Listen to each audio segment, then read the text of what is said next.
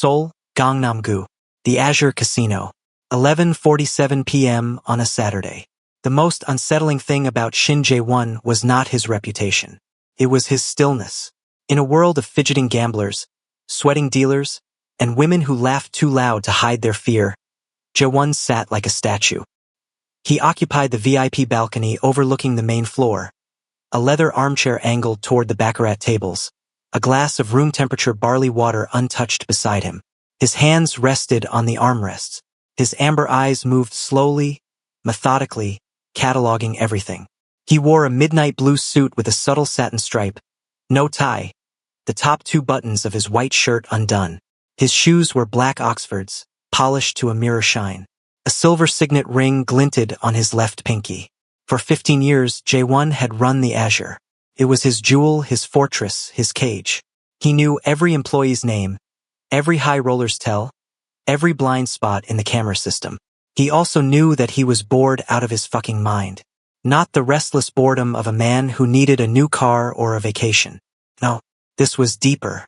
A bone-deep emptiness that had settled into him around age 30 and never left. Women threw themselves at him constantly. Models, actresses, the daughters of rival bosses. They wore silk and diamonds and desperate hope. They touched his arm. They laughed at things that weren't funny. They all blurred together into a single, forgettable face. Jae-won had never been intrigued. Not once. Until she walked onto the main floor. He didn't see her at first. He heard her. A burst of laughter. Loud, unapologetic, the kind of laugh that came from the belly and didn't care who heard it. Then a voice, clear and sharp as a cracked bell. Sweetheart, if you're gonna count cards, at least pretend to look at the dealer. She has feelings, you know? Jae-won's head turned. Down on the main floor, a woman was leaning against a craps table. One elbow propped on the rail, her body loose and easy. She wore a deep plum-colored satin slip dress that ended mid-thigh, with thin straps and a neckline that dipped into a soft V. Over it, she'd thrown an oversized cream-colored cardigan, the sleeves pushed up to her elbows. Her feet were in chunky silver platform sandals that added 3 inches to her already tall frame. Her hair, thick, black, glossy, fell in waves past her shoulders.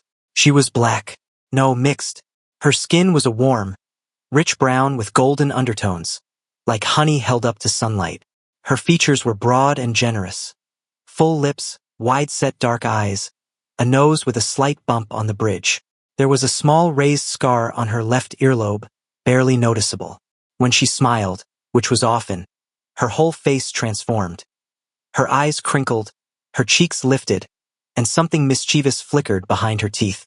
She was talking to a man at the craps table, a middle-aged Chinese businessman in an ill-fitting tuxedo. He was clearly losing. She was clearly enjoying it. Jae-won leaned forward. His head of security, a grizzled former intelligence officer named Mr. Kong, appeared at his elbow. Sir, that woman is one of the new hostesses. Leilani Mayava. Started 3 weeks ago. She's been flagged for unconventional behavior. Define unconventional. She told a VIP from Dubai that his cologne smelled like a funeral home for pine trees. She taught a group of Japanese businessmen a drinking game involving chopsticks. And last Tuesday Kong paused, as if debating whether to continue. She danced on the bar in the high-limit lounge. Not for tips. Just because a Beyoncé song came on. Jae-won's mouth didn't move, but something behind his amber eyes shifted. Bring her up, he said. Kong blinked. Sir, you heard me.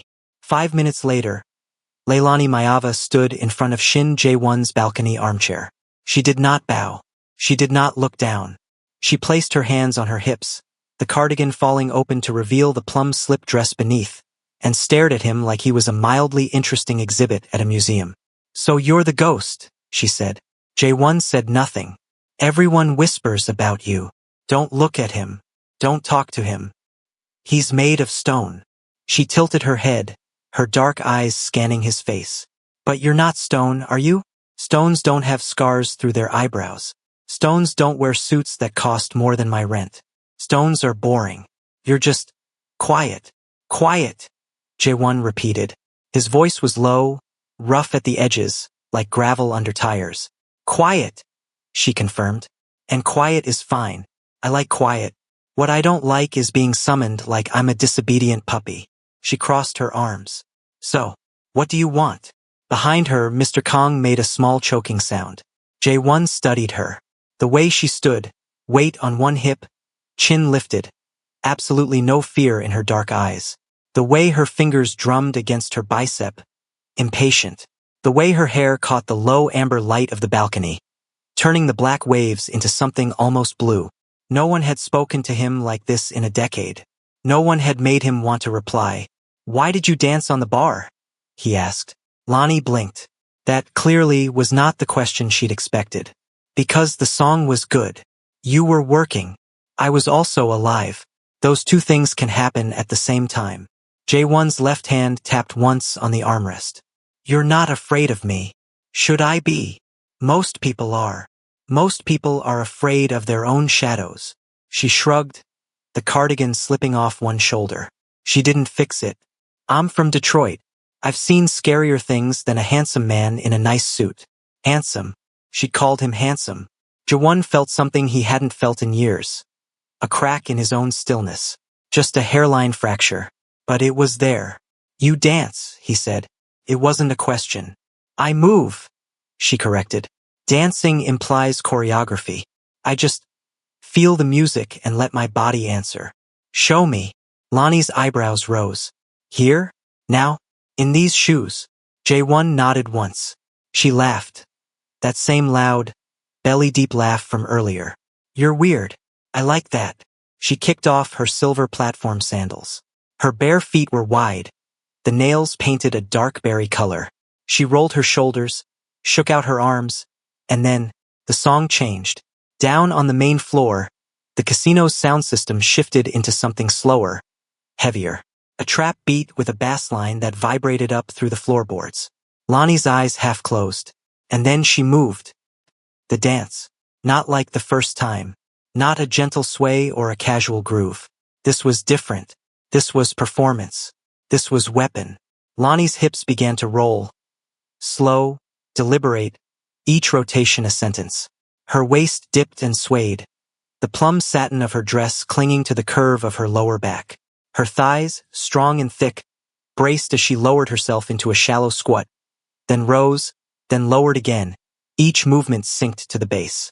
Her hands traced up her sides, over her ribs, through her hair. Her head fell back. Her mouth opened slightly. She was twerking, but not the aggressive, club-ready version. This was hypnotic, controlled, dangerous. Her hips moved in figure eights, then in circles, then in sharp staccato pops that seemed to defy anatomy. Her waist, God, her waist, curved and straightened, like a snake charmed by its own reflection. The few employees on the balcony froze. Mr. Kong turned his back, face red. Jae-won did not look away. His pulse, which had been steady at 52 beats per minute for as long as he could remember, jumped to 68. Lonnie dropped lower. Her hips swayed dangerously close to the floor, then rose with agonizing slowness. Her spine undulated. A wave that started at her shoulders and rolled down to her tailbone. She made it look effortless. She made it look like breathing. But it wasn't effortless.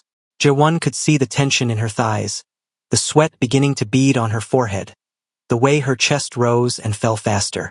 She was giving everything, and she was giving it to him. Her hips swayed left, right, right. Her waist moved like water, like silk, like something that had no business being in a casino full of desperate gamblers and tired hostesses. Her dark eyes found his and held. She wasn't dancing for him.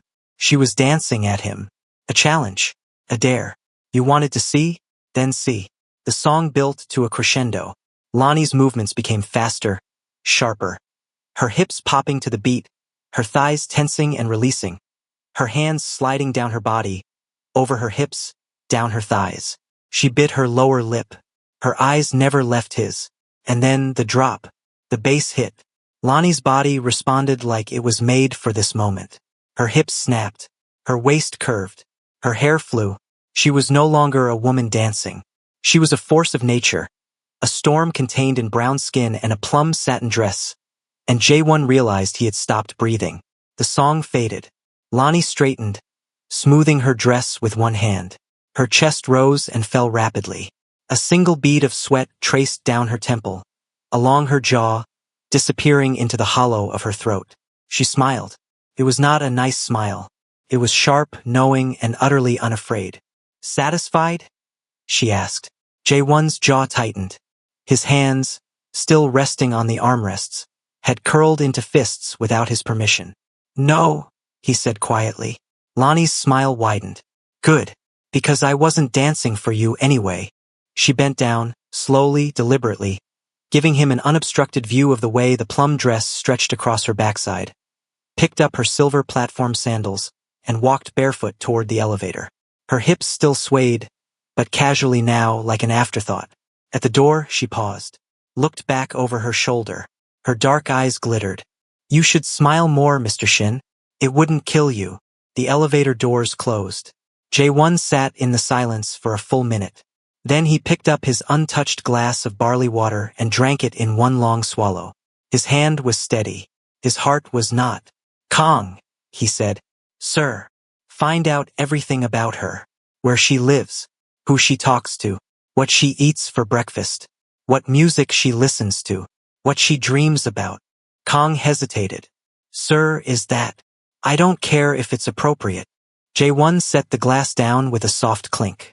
I want to know why I can't stop thinking about the way her hips moved. That night, Shin Jae-won did not sleep. He lay in his minimalist penthouse. All gray concrete, black leather, and cold steel, and stared at the ceiling. Every time he closed his eyes, he saw her. The roll of her hips, the arch of her back, the way her waist curved and straightened, the way she'd looked at him like he was nothing special. No one had ever looked at him like he was nothing special. He wanted her to look at him again, and that terrified him more than any rival faction ever had. 3 days later, the Azure Casino, VIP lounge. Lonnie was working the floor, her actual job, not the performance art she'd accidentally given the boss. She wore a burnt orange wrap dress today, the fabric soft and flowing, tied at her waist with a wide brown leather belt. Her sandals were flat, because her feet were still recovering from the platforms. Her hair was in a high ponytail that swung when she walked. Her earrings were large brass rings. Her only other jewelry was a thin gold chain with a small pawa shell pendant, a gift from her Samoan grandfather. She was refilling a high roller's whiskey glass when she felt it. That prickle on the back of her neck.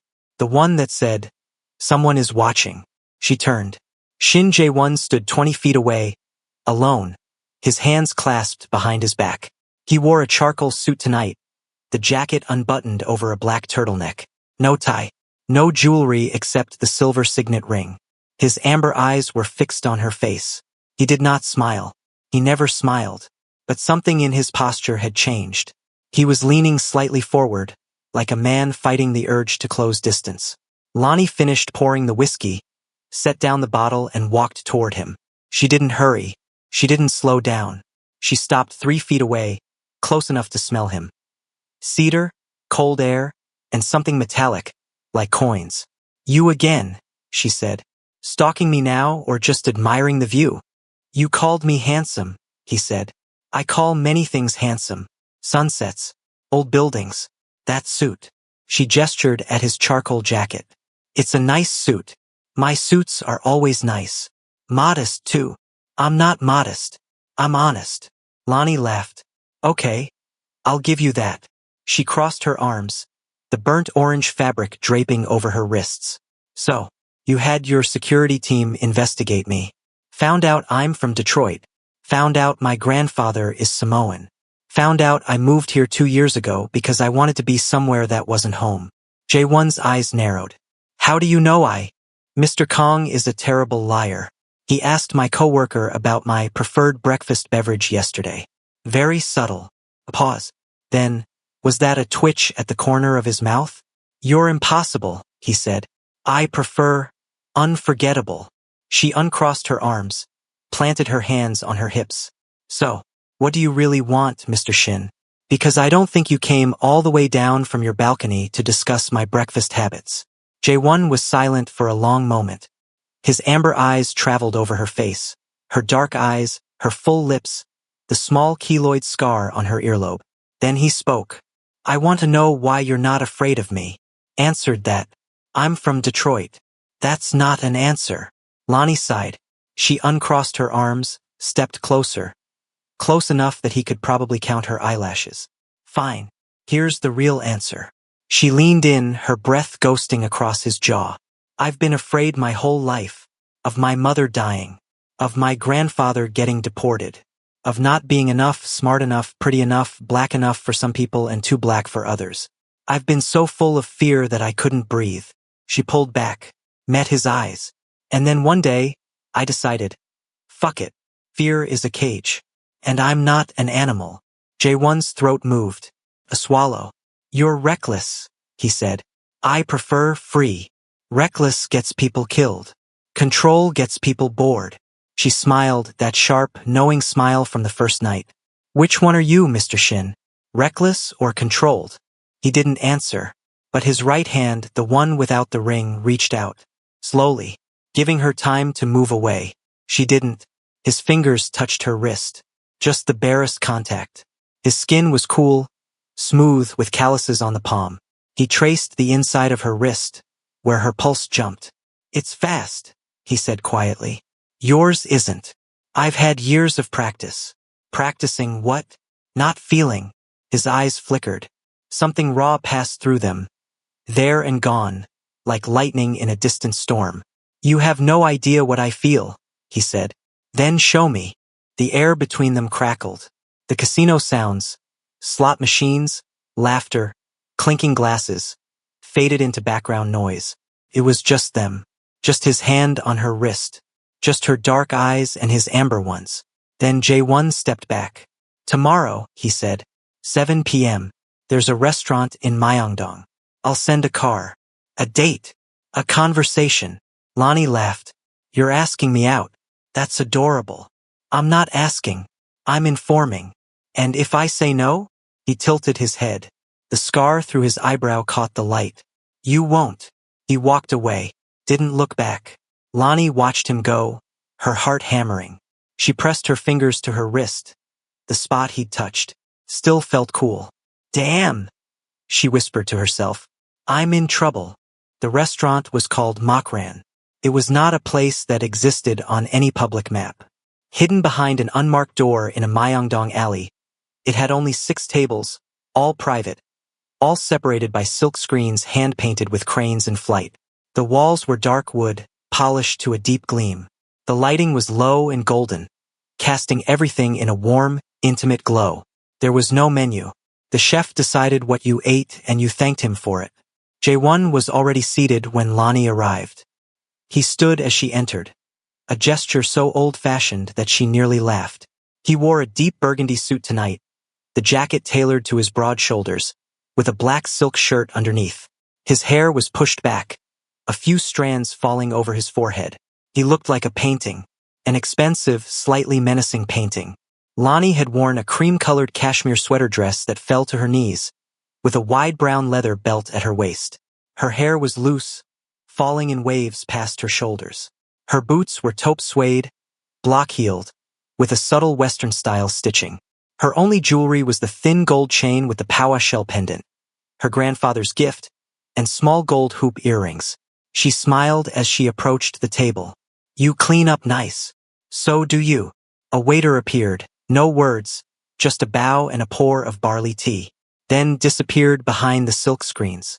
Lonnie picked up her cup, inhaling the earthy scent. So, this conversation, what are we discussing? The weather? The stock market? The existential dread of turning 30? Jaewon studied her for a long moment. His amber eyes moved slowly over her face, her hair, the way she held her cup. Both hands wrapped around it, like she was warming them. Why did you come to Seoul? He asked. Same reason everyone comes to Seoul. I wanted to be somewhere that wasn't home. And home is Detroit, but also not Detroit. She set down the cup, tracing the rim with her finger. My mother was black, from the west side. My father was Samoan. He died before I was born. Car accident. So I was raised by my mother until I was 12, then by my grandfather after she passed. Cancer. Fast. Ugly. Jae-won said nothing, but his eyes didn't leave her face. My grandfather is Samoan. Full. He moved to Detroit in the 80s to work in auto manufacturing. He's the one who taught me how to dance. Not formally, just in the living room to old reggae and Samoan folk songs. He said, Lonnie, your body is a gift. Don't lock it in a box. And your body is not locked. She smiled. A real smile, soft at the edges. No, it's not. The food came. Course after course. Chilled perilla oil noodles, slippery and cold, with a hint of sesame. Grilled eel with a sweet soy glaze, the skin crackling. Beef tartare with pear, the meat almost melting on her tongue. A silky tofu stew that made Lonnie close her eyes in pleasure. They ate in silence. Not an awkward silence. A comfortable one. Between courses, Jae-won spoke. I killed my first man when I was 17. Lonnie's chopsticks paused. She looked up. He was a debt collector. He'd beaten my father's younger uncle to death. I found him in a karaoke bar in Hongdae. I had a broken bottle and a lot of rage. You were a child. I was a weapon. He set down his own chopsticks. My father raised me to be silent, efficient, and unfeeling. He succeeded. I am all those things. And yet here you are, having dinner with a woman who dances on bars and calls you weird. His mouth twitched. Not a smile, but close. Here I am. Why? Because, he said slowly, as if the words were being pulled from somewhere deep. When you danced that first night, not the bar, the one in front of me, I forgot where I was. I forgot who I was. For 7 seconds, I was just a man watching a woman move. Lonnie's breath caught. And I hated it, he continued. I hated not being in control. I hated that you looked at me like I was ordinary. I hated that I couldn't stop thinking about your hips. My hips? She repeated, amused. Your hips.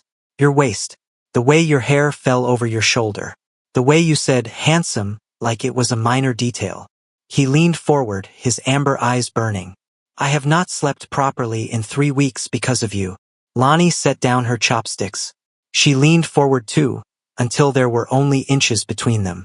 Good, she said, because I haven't stopped thinking about your hands. My hands. The way they stayed so still on the armrest. Like you were physically holding yourself back from touching me. She reached out, slowly, and placed her palm over his right hand. His skin was cool. His fingers curled, almost involuntarily, around hers. You're not stoned, Jae-won. You're just scared. His jaw tightened. I am not scared of anything. You're scared of feeling something you can't control. She squeezed his hand. Guess what? Neither can I. And I'm still here. The silence stretched. The candles flickered. Then Jae-won turned his hand over, laced his fingers through hers, and held on. One more thing, he said quietly. What? If you ever dance like that in front of another man, I will have him removed from the country. Lonnie burst out laughing, loud, unapologetic, filling the small room. Possessive, she said. I like it. You like everything about me that you shouldn't. Probably. She lifted their joined hands and pressed a kiss to his knuckles. But I'm reckless, remember? For the first time in 15 years, Shin Jae-won smiled. It was small, barely a curve of his thin lips, but it was real. And Lonnie Mayava, who had never been afraid of anything, felt her heart crack open just a little. 3 weeks later, Jae-won's penthouse. 2 a.m. The problem with falling for a man like Shin Jae-won was that his enemies fell too, just in the opposite direction. Started small. A tire slashed on Lonnie's car. A threatening note taped to her apartment door, written in crude English. Stay away from him or else. A man following her home from the casino, disappearing when she turned around. Lonnie didn't tell Jae-won. She was reckless, not stupid. She knew that telling him would trigger a war. And wars got people killed. But Jae-won had eyes everywhere. One night, after a late shift at the Azure, Lonnie walked out to the parking garage and found her car surrounded by 4 men in black jackets. Korean, late 20s, empty eyes. The leader stepped forward. He had a snake tattoo curling up his neck. You're the American. Lonnie kept her hands visible, her voice calm. I'm from Detroit. That's different. You need to leave Seoul. Tonight. And if I don't? The man smiled. It was not a nice smile. Then we help you leave. He reached for her arm. Lonnie moved before she could think. Her grandfather had taught her a few things, not fighting exactly but redirection. She twisted, slipped his grip, and drove her knee into his stomach. He doubled over. She grabbed his hair, yanked his head down, and brought her elbow across the back of his neck. He collapsed. The other three stared. Then they rushed her. Lonnie got one more hit in. A punch to a nose, satisfying crunch, before they grabbed her arms, pinned her against the cold concrete pillar. The leader was getting up, face purple with rage. That was a mistake, he spat. Probably, Lonnie agreed. But it felt good. Car engine roared. Not her car. A black sedan, tires screeching, barreling into the parking garage. It slammed to a stop. For men in gray suits spilled out. J1's security team, weapons drawn but not raised. And behind them, walking slowly, hands in his pockets, face utterly expressionless, was Shin J1. He wore a black cashmere coat over a gray suit. His hair was slightly disheveled, as if he'd been woken up. His amber eyes were cold, colder than Lonnie had ever seen them. He looked at the men holding Lonnie. He looked at the leader, still clutching his stomach. Then he looked at Lonnie. Are you hurt? Not really. They have terrible form. J1 nodded. Then he turned to the leader. Who sent you? The leader spat on the ground. Go to hell. J1's hand moved. Fast. Too fast to track. He grabbed the leader's throat and slammed him against the concrete pillar. The man's feet left the ground. Last chance, J1 said, his voice soft as silk. Who? The man's face went from red to purple. He gasped something. A name, a faction, Lonnie couldn't hear. J1 released him. The man crumpled. Take them to the warehouse, J1 told his security team. I'll deal with them later. Then he walked to Lonnie. His hands cupped her face, tilting it up to the light. His amber eyes scanned her skin, her neck, her arms. You're bleeding, he said. I am. She looked down. There was a cut on her forearm. She hadn't even felt it.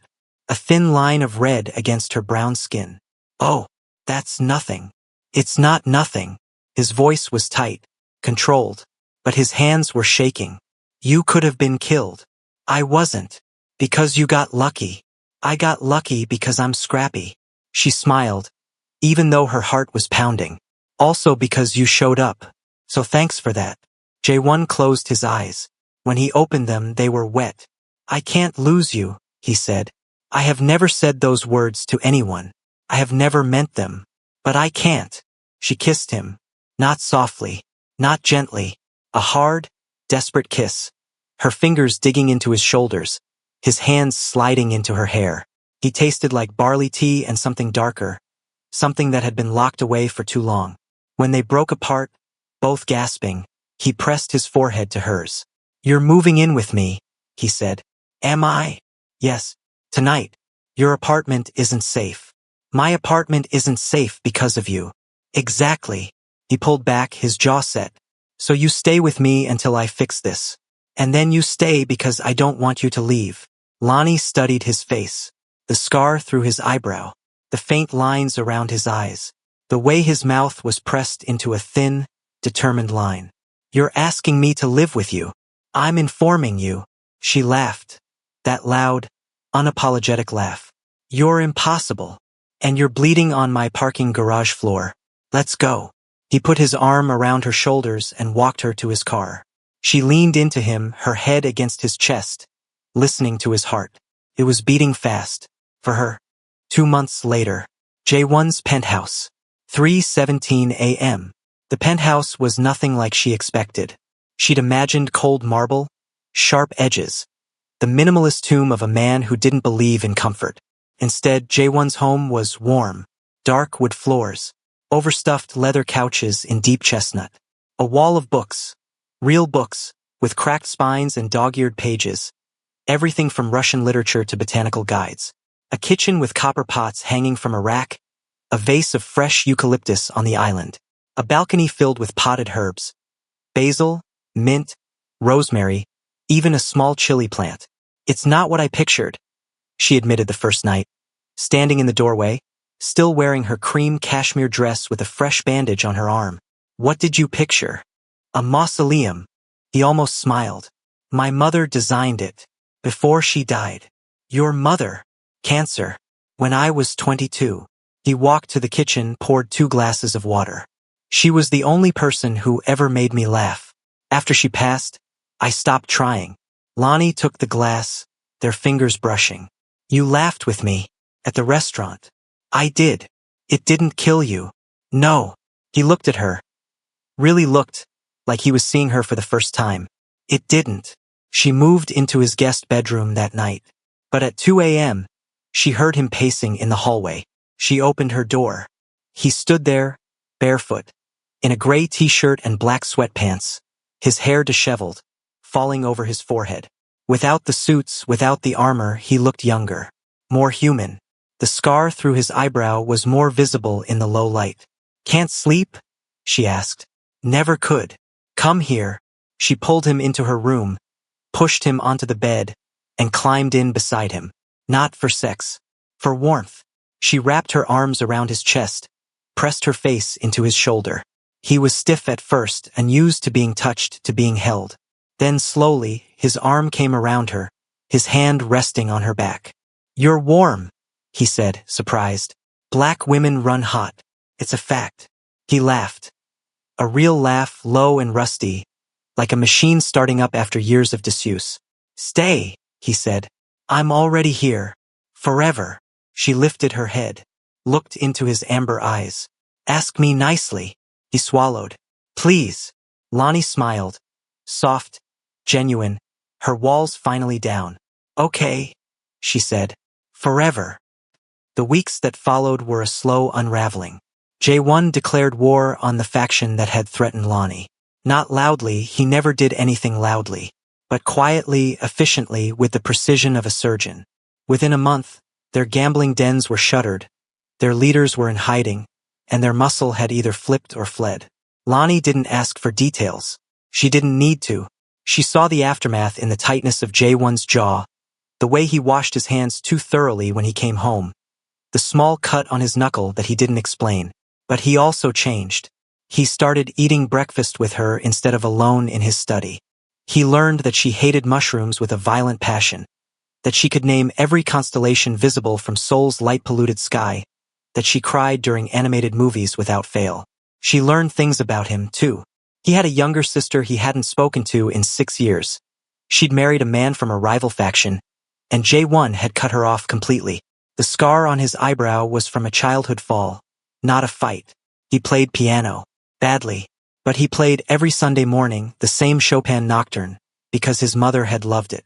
You're not a monster, Lonnie said one night. They were on the balcony, wrapped in blankets against the November chill. She was drinking ginger tea. He had barley water. I am, he said calmly. I just haven't shown you the parts that would make you run.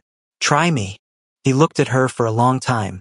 Then he told her about the man in Busan, the debt collector who'd threatened his uncle, the broken bottle, the way the blood had looked black in the fluorescent light of the karaoke bar. Lonnie's face didn't change. He was going to kill your uncle, she said. Yes. Then you did what you had to do. J1's glass paused halfway to his lips. You're not supposed to understand. I'm from Detroit, she said simply. I've seen worse on the evening news. Something cracked in his chest. Something that had been frozen since his mother's body in the hydrangeas. That night, after she went to bed, he stood outside her door again. He didn't knock. He didn't speak. But he pressed his forehead to the wood and stayed there for 20 minutes, breathing the same air. Lonnie, on the other side, did the same. 3 months in, the night everything broke open. J1 came home at 2 a.m. with blood on his cuff. Not his. A rival faction had tried to move into his territory, a group of young Russians with more ambition than sense. He'd handled it, but the adrenaline was still singing in his veins, and his hands were shaking, and all he could think about was her. He found Lonnie in the living room. She was wearing a silk robe the color of dried blood, deep burgundy, belted at her waist, slipping off one shoulder. Her hair was wet, loose, falling in dark waves down her back. She'd just showered. The scent of her soap, jasmine and something earthy, like rain on hot pavement, hit him like a physical blow. She was reading, paperback with a torn cover. She looked up when he entered, saw the blood, didn't flinch. Whose? She asked. Doesn't matter. She set the book down. Rose walked toward him. Her bare feet made no sound on the dark wood floor. You're shaking, she said. I know. She stopped in front of him, reached out. Her fingers touched his blood-stained cuff. Not the skin, just the fabric. Let me help you, she said. J1's control snapped.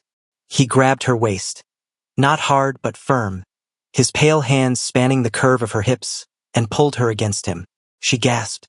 His other hand cupped the back of her neck, tangling in the damp ends of her hair. I have wanted to do this for months, he said, his voice ragged. Every single day. Every time you laughed. Every time you walked past me in that hallway. Every time you fell asleep on the couch, and I had to cover you with a blanket, because you looked so fucking peaceful I couldn't bear to wake you. Lonnie's hands came up to his chest. Not pushing, pressing, feeling the thundering of his heart. So why didn't you? She breathed. Because I knew, he said. That once I started, I would never stop. He kissed her. It was not gentle.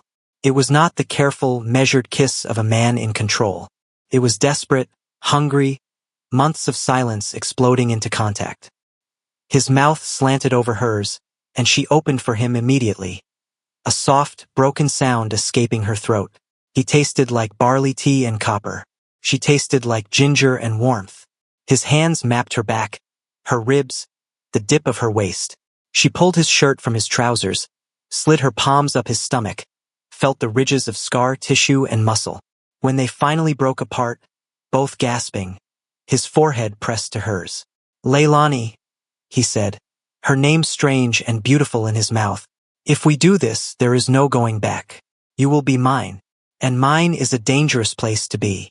She looked into his amber eyes, saw the monster, yes, but also the boy who'd found his mother in the garden, the man who'd pulled 3 people from a fire, the creature who'd never been loved without conditions.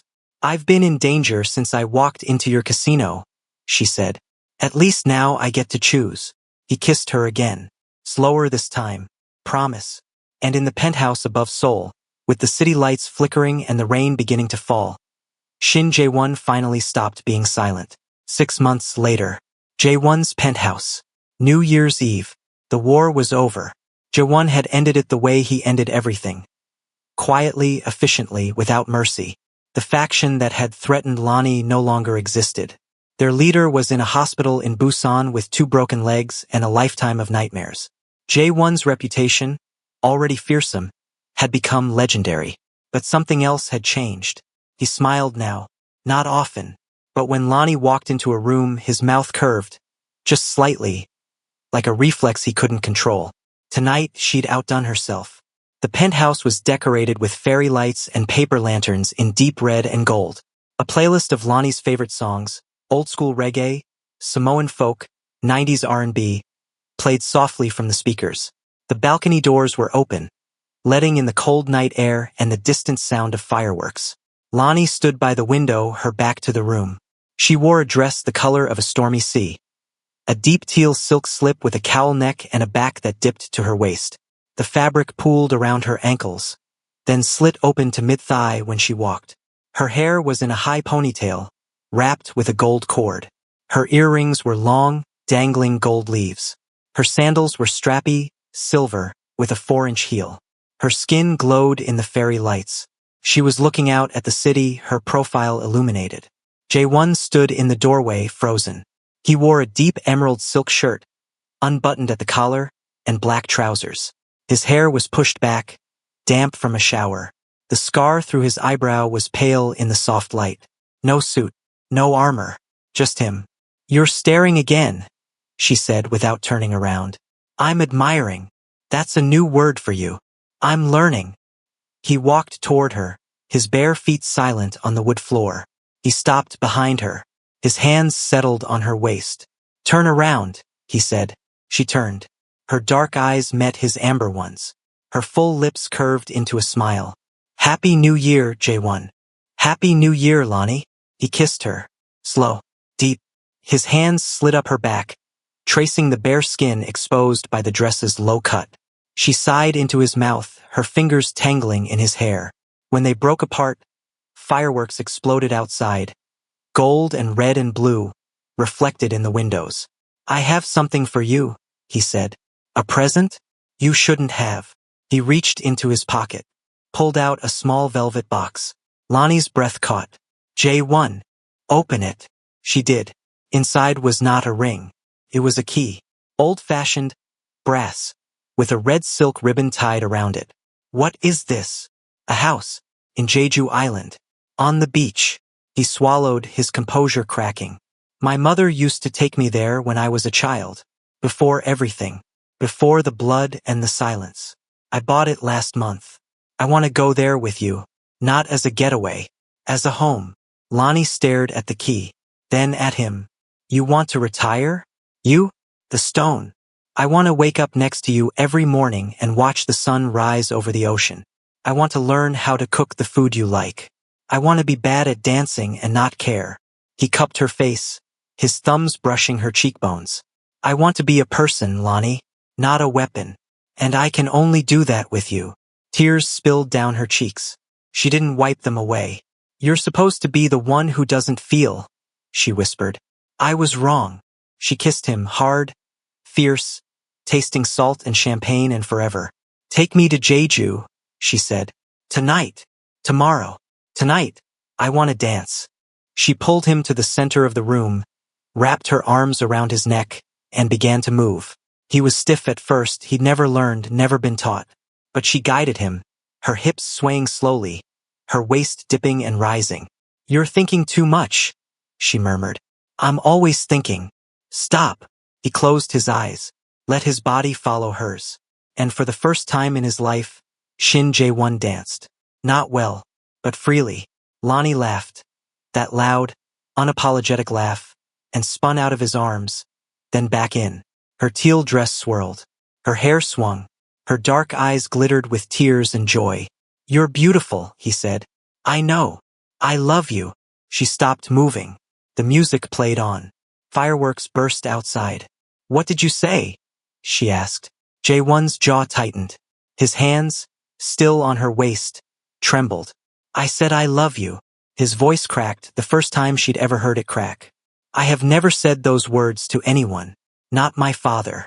Not my mother. Not any woman. Only you." Lonnie's tears fell faster. "You picked the right one," she said. "I know." She kissed him again.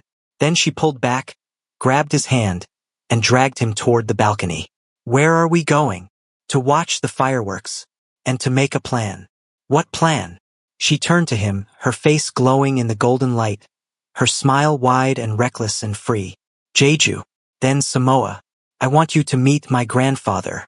I want you to see the ocean where my father grew up.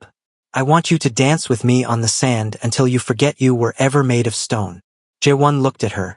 This woman from Detroit with Samoan roots and a laugh that could shatter his silence, who had walked into his casino and his life and refused to be afraid. He pulled her close, pressed his lips to her forehead. "Whatever you want," he said. "Wherever you go. I'm there." The fireworks exploded. The city cheered. And in a penthouse above Seoul, a man who had never felt anything finally felt everything. 6 months later, Jeju Island, a beach house with blue shutters. Lonnie stood on the sand, barefoot, wearing a simple white linen dress that billowed in the wind. Her hair was loose, wild, tangled by the salt air. The ocean stretched before her, gray-blue, endless, crashing against the shore in rhythmic pulses. Behind her, Jae-won sat on the porch, a cup of barley tea in his hand, watching her. He wore a loose white linen shirt and tan trousers, his feet bare, his hair longer now, curling at the nape of his neck. The scar through his eyebrow was barely visible in the golden afternoon light. He looked peaceful. Lonnie had never seen him look peaceful. She turned, smiled. "Dance with me," she called. "I don't dance." "You do now." She walked toward him, pulled him to his feet, and led him to the wet sand. The waves lapped at their ankles. The sky was pale pink with the setting sun. She placed his hands on her waist, wrapped her arms around his neck, and they danced. No music, no audience, just the sound of the ocean and the beating of two hearts that had found each other against all odds. I love you, she said. I love you too, he replied. And for the first time in his life, Shin Jae-won smiled without restraint. The sun dipped below the horizon. The stars came out. And on a beach in Jeju, a reckless woman and a silent man finally stopped running. They simply were.